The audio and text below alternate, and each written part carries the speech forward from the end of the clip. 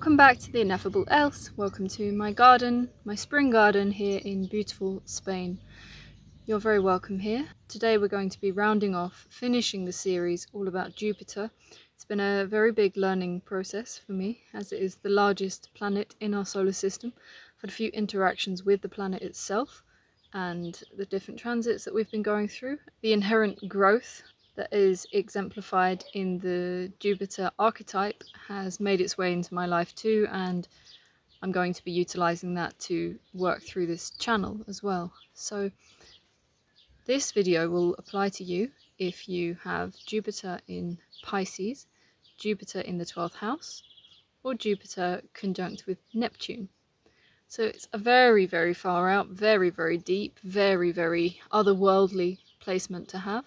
It's a joyful way for Pisces to interact, the Pisces archetype, because Jupiter used to be at home in Pisces along with Sagittarius. It was the co-ruler before Neptune was discovered. Now, when I was first learning astrology, I was taught that the power word for Pisces is I believe. So this is a really important aspect to look at, which is your set of beliefs, the beliefs that you carry, because often belief is very fraught with ideology, with nonsensical things, with things that you don't base in actual reality. It's something you only put your faith in. I think there is more of a faithful place to be achieved when you've proven something yourself, to your partner, to those around you. So there's another elevated status for belief and faith, which is based in certain experiences and certain intuition and knowing.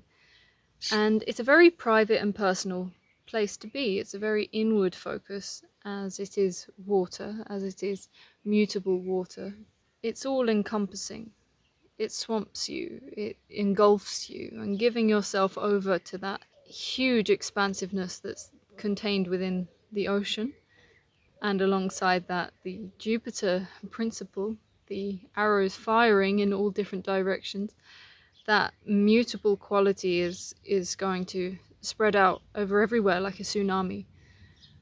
It's about higher knowledge and wisdom and marrying that together with your own intuition. So exploring different topics, holding everything lightly, playing with your beliefs, trying on different hats for size, seeing what works, what doesn't, and sort of being able to be quite loose about that and letting things go. I would advise you also to then look at your second house and what your values are, your Venus, just so you can have that grounding of values and what is really meaningful and deeper to you. And then you can play on top of that, almost dancing along with the Maya, and always knowing you can see it is all Maya, you can see it is all form. Being in the Pisces realm is being in the dream world, and it becomes very clear when you wake up after a long sequence of dreaming of Hollywood style animation, CGI style dreams. You wake up and then you have to start your day after having worked so hard in the dream world. It shows you that both are fairly temporal, fluid, open to interpretation. So the best thing, there's a line from the Indigo Girls, the best thing you ever done for me was to help me take my life less seriously. And this is the thing that Pisces really helps the Sagittarius with, and helps the Jupiter placement to be extremely light and extremely benefic.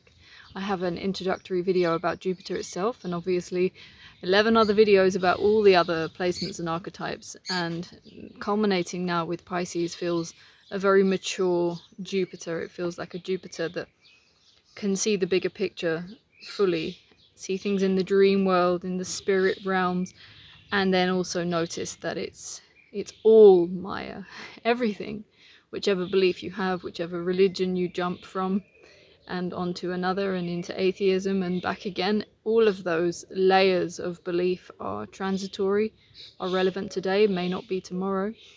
There is no ultimate truth in any belief. The only ultimate truth that we as humans can truly know is that I'm here, I exist. And also many things may happen to your physical form, may happen to your mind, may happen to throw you completely off whatever path you thought you were on.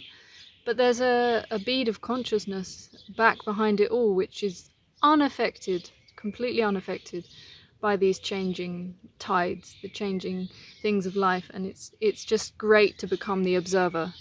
And this is where, instead of it being dissociation, which is the tendency of the Pisces, it turns into observation, when you're willing to stay and be present and just watch and not identify and just allow the things to become, it's all a show and it's all happening for you, however much your mind may want to perceive things as being bad or good, or things happening in the world as being bad or good. Who knows? You don't know. Pisces knows that you can't know. And that's a very wonderful, loose, open-ended place to be for Jupiter. That being said, because there is no taking the physical life too seriously, which can often happen with other signs, that where things feel so very grounded and so very, very real. You can die in your dream. You can go to different planets. You can be a different person. You can experience multiple personalities in one night, and a wealth of strange, implausible circumstances coming together. I had a dream that I walked from Denmark to Uganda, and it made total sense because I was just seeing it as a map, and I folded it in half and it became possible in that particular realm of existence. So there's always like a logical, plausible explanation depending on what the laws of that particular universe are, but they shift and they shake. And that's what's quite funny when you see something about different restrictions in one country or different laws in one state that are not in another, the man-made laws. You can see beyond those, and there's a higher wisdom to be found, a higher level of justice, which is self-evident, and self-evident based in the karmas that then play out in your existence and in the existence of those around you. So there's a peace here, and there's a humility and a playfulness in knowing that nothing is ever that bad. And because you don't take life too seriously, it's more than possible for you to let go of a particular goal you had in mind, a particular identity that you had about yourself, a particular way things were going to go, and instead introduce a lot more acceptance as to what is and to where you're at, and that layer of optimism. And because what Jupiter really taps into is the potentialities that there are existing in front of you, and it kind of has the boldness to say, of course we're going to choose the absolute best thing for ourselves at this moment, and there's no punishing when later that doesn't seem to be the right one, because there's an acceptance that it was, because that's the one you chose. So it's allowing life to kind of fold out in front of you. There's a time-bending quality to this, and an optimism which is just there with Jupiter and Sagittarius. And then Pisces just gives it the legs, gives it the boat, gives it the ability to lose the boat and just float and it's all going to be fine. That's the kind of thinking and the kind of dreaming that has to happen. And it's a feeding into love rather than fear. And a Pisces in fear is very, very fearful. And a Pisces in love is a very, very in love, the most in love you can find. So what does the rest of your chart look like in comparison to this? Is it holding space for this? Is this able to hold space for the other little mercurial, flitty things that are happening that maybe make you very good at being litigious or being organized and structured and on time and punctual? But this is another quality that just comes in when you start waking up, and it's waking up your creativity. Where else does your creativity live? It lives in your loins, it lives in your genitalia. And we in society, and this is partly why this has been taking a long time for me to give birth to this particular exploration is because the genitals are simultaneously being on show. I mean, what other point in human history have we all seen multiple different genitalia from many different people and strangers? It's quite shocking. At the same time, it's still very taboo and we're very disconnected from our own. And the other side to that is that we make sex such an enormous thing. We make our sexuality the main thing, and it needn't be. And there's another layer to the creativity, and I'm not suggesting we sacrifice our sexuality in favor of artistic creativity. I'm saying we harness both and not be disconnected from our own. And if we were really connected to our own sexuality, then we would be having sexual relations at exactly the right moments in time, when it was a huge yes from absolutely everywhere within. And it's a very interesting world to explore, because it cannot be denied, and neither can it be exaggerated as if it's all that we are, is our sexual. Also, it's an externalized sexuality of how attractive we are to others, rather than what kind of dynamo do we have going on inside that keeps us in touch with the creativity and allows that to really flow out, and also channel back within ourselves and give us more energy and give us more life force and more motivation. So nothing is forced. There's a great wealth of energy in Jupiter, and if we could all tune in wherever it is in our chart to Jupiter, that's what I've discovered through this series, is it's like a big shiny, smiley, overtly happy, perpetually boosting and quite intimidating aspect within ourselves that we often shy from. But when you've got it with Pisces and in the 12th house, it's so radiating with energy. And I think anyone with a Pisces placement will consider themselves an empath, and very easy to get swallowed up in the energy of crowds, of people around you, and that kind of terrible feeling of needing to shut down and needing to use crystals to kind of like block others and hold yourself together. And it's a real focus on the external, on the bad energy. You know, it's like I'm lighting this incense to combat the darkness, rather than like nurturing that internal light and that internal fire and that internal sense of self and that internal intuition which you have. It's like I can't ever get through enough to a Pisces what a gift you have, because you have the wealth of knowledge from all of these different archetypes coming together in culmination, and then someone comes along and just here's a load of doubt for you on top of that to make you doubt yourself. And instead of it being a wonderful compass where you know exactly what's going on at all times and you're like a superhuman, it's, oh god, I'm being attacked, oh god, everything's up in defense, my skin is very thin. Maybe you get skin problems. And if you have a very strong center and a very strong ulabanda, a very strong inner sacral chakra, then that is going to be your grounding to what you can essentially think of yourself as, that bud of consciousness, that tiny spark that's consistent, is linked with all of these chakras along your spinal cord. You're essentially, your own nervous system is what you are. So to nourish that, to nurture that, and of course pay no attention to the opinions of others. Sometimes with other signs I have to be very careful with saying that, but with Pisces it's no one else's opinion can matter, because no one knows you as much as you are capable of knowing you. But at the same time, you can often find yourself being more distracted from your true self because you know so much of what's going on. But the key for you is to see your true self as the thing that just observes. You're not here to fulfill a great mission, a great ego-based mission. It's just being there, being you, and letting life happen. And that's not a negative side of passivity. It's being alert and being aware of everything that's going on, so that you won't miss the opportunities when they do come.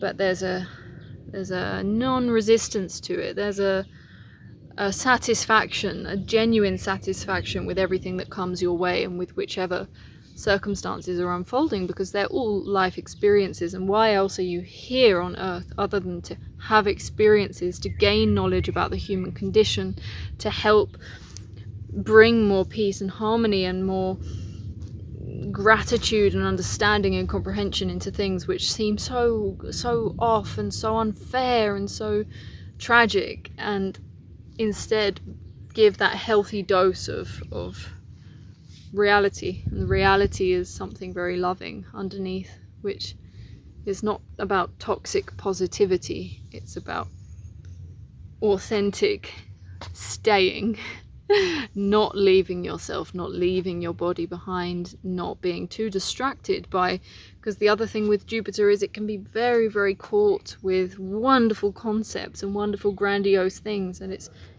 a belief, and instead just holding things very lightly and knowing that they serve you for as long as they serve you, and then they can fall away. The same as if you have, I mean, this is a problem for me with like an old battered jacket that probably needs to be thrown away, but holding on to it because of the memories, because of the idea of something, when really, when things don't serve you, you let them go. When the fruit becomes rotten, something so juicy and delicious and perfect no longer serves that function, and it has to be given back to the earth. So I hope that this is getting the point across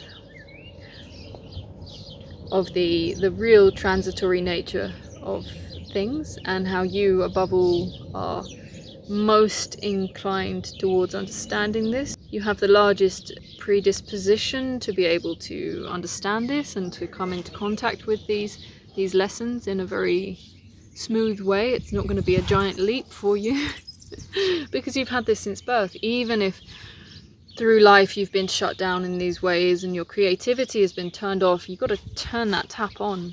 You have to turn that tap on. If you're a man, this is the fire, to get the fire burning. If you're a woman, it's to turn the tap on and get things flowing. And it's the two wonderful powers, this divine and masculine and feminine energies, the initiation, the spark, the action, and then the maintaining, the consistent holding, space holding, and bringing both of those qualities into balance within us, and a true sense of self-acceptance, in which the idea that crowds would be scary, or that there are certain rooms that you can't set foot inside because it will be too triggering. It's an utter openness to all experiences, knowing that whatever passes through your energetic field will bounce off. And not because you blocked yourself very strongly. It's your bottle is full. Anything that's going to come and try and get in here, it's not full. Anything trying to get into your bottle, you're full up on yourself. There's no room for anything else. You're so full of pure consciousness, light, love, harmony, peace. It won't vibe with you. And so often we're in a state of fear, we're in a state of denial, and it's a state of denial of our godlike presence and beauty and power, and we're so much in denial of this quality of strength that we really have within us, that we end up believing a really big lie about ourselves, as being a victim, as being small, as being pathetic and rat-like. And this is what you'll manifest because you're an incredible dreamer. So then you will end up being rat-like and scarcity-minded and fearful and not able to engage that much with the outside world. Whereas instead it's to be completely open and to know that absolutely no one can touch you. And it's not just a mental belief, it's an inner knowing. And because you're so completely observant, you're not holding on to your ego, you're not trying to protect yourself, you're just aware. So any actual danger that comes, you're very easily able to avoid and shift away from these things. It makes more sense in practice than words, so I'm hoping that this will encourage you to dive into life with less fear, knowing that there is something so consistent in there that loves life, wants to be alive, wants to observe things, wants to experience things.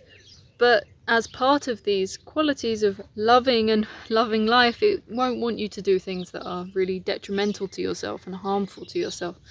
So it's about tuning more and more in with that inner will that you have, and then aligning your day-to-day will that's reaching out for this and that in the Maya for some sort of comfort, and instead having that, oh hey, I don't need a boat today, I don't need a crutch, I am, you know, if you have a staff, and I love playing with the staff, it's a tool for balance, for coordination, for playing with, for having a polarity to play against.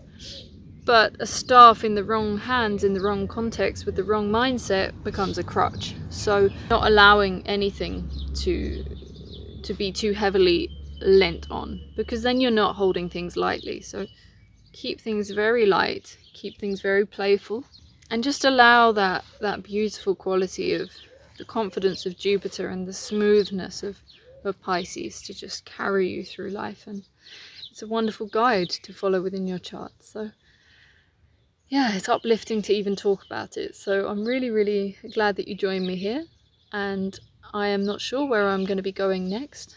There's a big adventure ahead of me this summer, so I may keep you updated, or I may come back after the summer. I haven't decided yet.